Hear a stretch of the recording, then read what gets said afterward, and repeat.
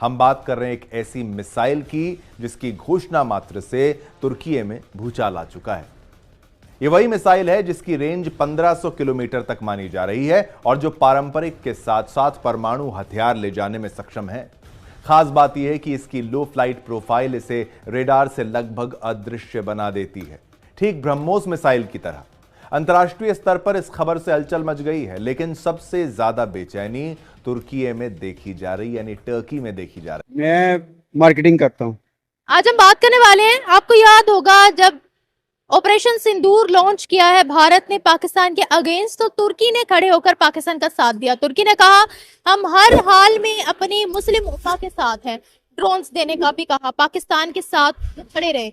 अच्छा, आप अगर बात करें तो इंडिया के इंटरेस्ट के खिलाफ तुर्की बहुत ज्यादा जा रहा है। इंडिया के इंटरेस्ट के खिलाफ उन्होंने बांग्लादेश को भी सपोर्ट किया, कहा कि बांग्लादेश के अंदर हम अपना डिफेंस कॉरिडोर बनाएंगे। फिर पाकिस्तान का भी कुछ उन्होंने दोस्तों, जिसे भारत ने DEFEA 2025 में पहली बार अंतर्राष्ट्रीय मंच पर दिखाया है, प्रदर्शित किया है और जिसने तुर्की को तुरंत आकर्षित कर लिया। सीधी भाषा में कहा जाए तो भारत की बनाई गई long range land attack cruise missile यानी कि LRLACM अब ग्रीस की डिफेंस स्ट्रेटजी में शामिल हो सकती है। ये चर्चाएं जोरों शोरों पर है। इसकी मारक क्षमता जमीन से प्रक्षेपित करने पर 1500 किलोमीटर और नौसैनिक प्लेटफॉर्म से प्रक्षेपित करने पर 1000 किलोमीटर है। अब देखिए, ये पाकिस्तान के लिए भी बहुत बड़ी बात है क्योंकि तुर्की का सपोर्टर रहा है पाकिस्तान, और पाकिस्तान और तुर्की बहुत अच्छे दोस्त हैं। जितने भी ऑपरेशन सिंदूर के दौरान जो ड्रोन भारत में भेजे जा रहे थे वो तुर्की में ही बने हुए थे, यानी कि तुर्की ने पूरी मदद की थी पाकिस्तान को, और पाकिस्तान एक तरीके से तुर्की का साथ ले रहा था। और तुर्की एक तरीके से अब यहां पर साफ ये साबित हो गया है कि वो भारत के खिलाफ था। ऑपरेशन सिंदूर के दौरान उसने भारत का साथ नहीं दिया, जबकि एक वक्त ऐसा था जब भारत ने बहुत सारी वैक्सीन, कोविड वैक्सीन तुर्की को भेजी। इसके अलावा जब वहां पर भूकंप आया तो कई सारी दवाइयां, फर्स्ट एड यहां से भारत से भेजा गया था तुर्की को, लेकिन तुर्की सब कुछ भूल गया और उसने चुना भारत और पाकिस्तान को। तुर्की के लिए ये किसी झटके से कम नहीं है। भारत ने हाल ही में ग्रीस को अपनी सबसे खतरनाक क्रूज मिसाइल LRLACM यानी long range land attack cruise missile की अनौपचारिक पेशकश की है। हम बात कर रहे हैं एक ऐसी मिसाइल की जिसकी घोषणा मात्र से तुर्की में भूचाल आ चुका है। ये वही मिसाइल है जिसकी रेंज 1500 किलोमीटर तक मानी जा रही है और जो पारंपरिक के साथ साथ परमाणु हथियार ले जाने में सक्षम है।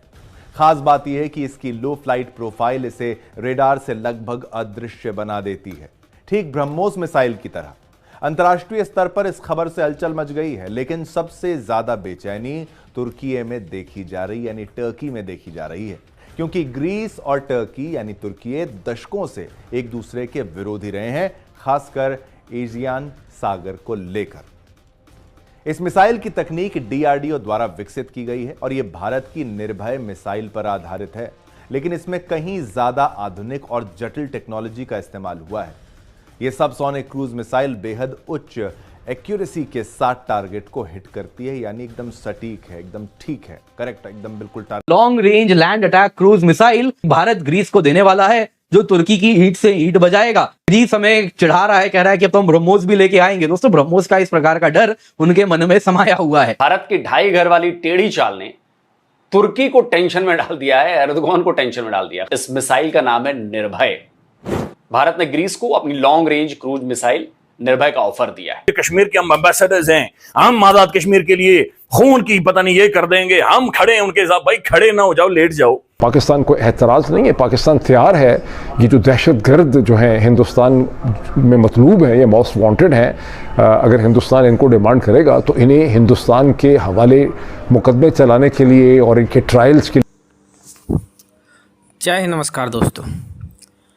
तो दोस्तों, जैसा आप सभी को पता होगा कि तुर्की और ग्रीस में दोस्तों कितने ज़्यादा अनबन रहती है, और दोस्तों इसी का फ़ायदा उठाते हुए भारत के प्रधानमंत्री श्री नरेंद्र जी मोदी दोस्तों, उन्होंने अभी ग्रीस के साथ दोस्तों एक डील फाइनल की है, जिसमें वो भारत की एक मिसाइल देंगे जो कि बहुत एडवांस तौर पे है, जिससे भाई साहब तुर्की की तो हालत ख़राब हो जाएगी।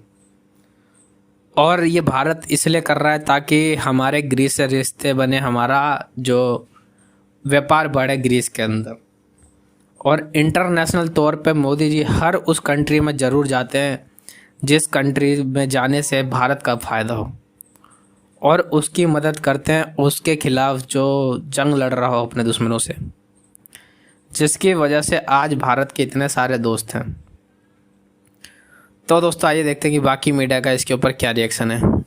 टेढ़ी चाल ने तुर्की को टेंशन में डाल दिया है, एर्दोगान को टेंशन में डाल दिया। खबर आ रही है कि भारत ने तुर्की के कट्टर दुश्मन ग्रीस से अपने डिप्लोमेटिक रिलेशंस बढ़ाने के बाद अब डिफेंस कोऑपरेशन को भी तेज करने का मिशन शुरू कर दिया है।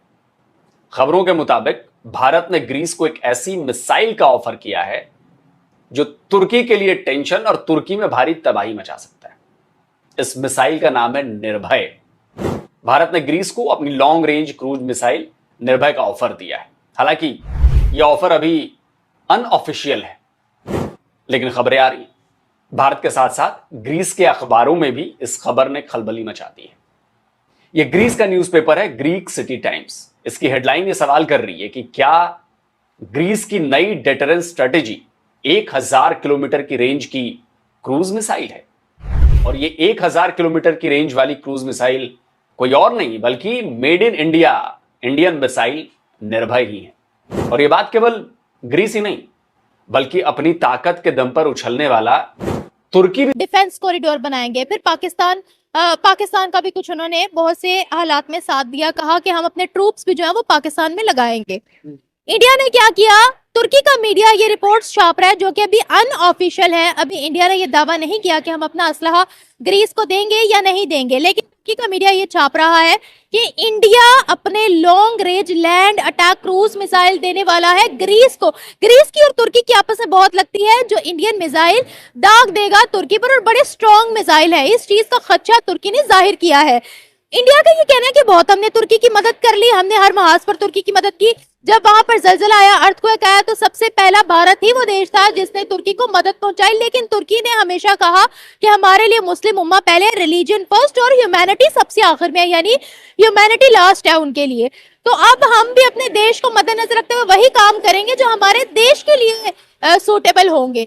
तो अब आप क्या कहेंगे सर, इस मुश्किल की घड़ी में आपको क्या लगता है कि पाकिस्तान किसका साथ देगा? देखें जी, पाकिस्तान को सबसे पहले तो एज ए मुस्लिम जोन सा है वो टर्की का ही साथ देना चाहिए। और जो हालात और वाक़यात इंडिया ने, इस्लामी ममालिक ने ख़ास तौर पे पाकिस्तान में किए, लेकिन हमारा अलमिया सिर्फ यही है कि हम एज ए मुस्लिम इकट्ठे नहीं होते। अब देखें कि अगर वो अफ़गानिस्तान को यूज़ करता है तो हम भी जाके उनसे सलाम दुआ कर लेते हैं। हम तो उनसे ना लड़ते तो नहीं ना हैं, लेकिन लड़े ना आप। किसी भी, इंडिया की बात हो रही है ना, बात तो इंडिया की हो रही है, तो मिसाइल लड़ने से नहीं, मिसाइल अपने अच्छे पैदा करें। उसके लिए ये नहीं कि आपने कह दिया मैं टर्की का साथ दे दूंगा, साथ तो मेरे साथ जौन सा रोड क्रॉस करते वाला भी दे देगा, लेकिन है प्रैक्टिकली क्या है बात। अगर वो, और दूसरा है कि मीडिया इतना स्ट्रॉन्ग है इंडिया का, वो पहले पूरी हाइप क्रिएट करता है